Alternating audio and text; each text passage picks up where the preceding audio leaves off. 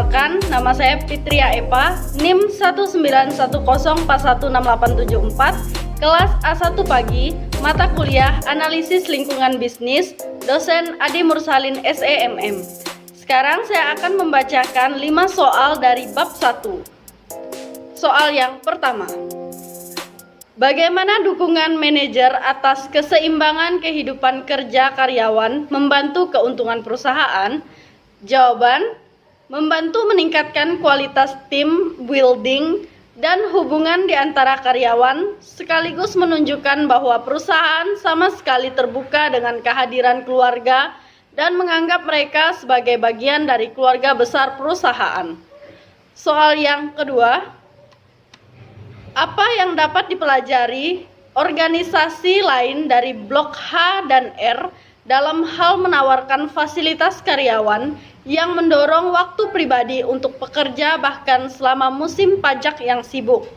Jawaban, membuat komitmen untuk membantu pekerja mencapai keseimbangan kehidupan kerja yang sehat, tidak hanya membantu karyawannya, tetapi juga membantu H dan R blok mempertahankan pekerja di pasar tenaga kerja yang ketat, di mana individu terus memiliki pilihan ketika datang ke tempat dan untuk siapa mereka bekerja. Soal yang ketiga, tentukan komponen lingkungan bisnis internal dan eksternal. Jawaban, lingkungan internal. Lingkungan internal terdiri dari kondisi dan kekuatan dalam suatu organisasi yang mempengaruhi manajemen organisasi.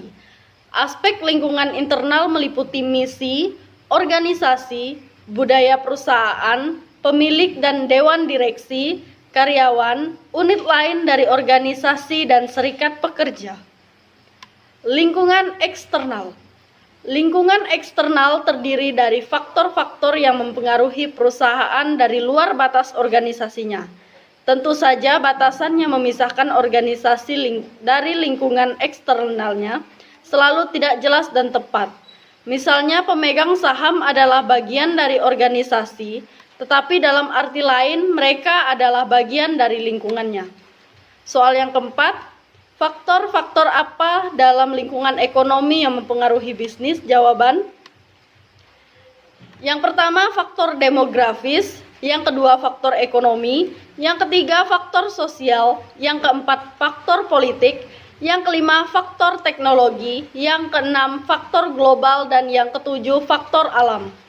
Soal yang kelima, mengapa pergeseran demografis dan perkembangan teknologi menciptakan tantangan dan peluang baru untuk bisnis? Jawabannya, perusahaan ini sudah pasti diikuti oleh perubahan nilai sosial yang terkandung di masyarakat mengenai apa yang dianggap baik dan apa yang dianggap buruk oleh masyarakat, dan pengaruh dari revolusi industri 4.0 akan mengikis nilai-nilai sosial yang baik ini, dan bahkan di era ini akan terkesan lebih banyak mengabaikan nilai-nilai sosial yang baik dan berlaku di masyarakat saat ini, dan kearifan lokal yang ada akan menjadi pergeseran nilainya, dan ini sudah dirasakan dari mulai revolusi industri.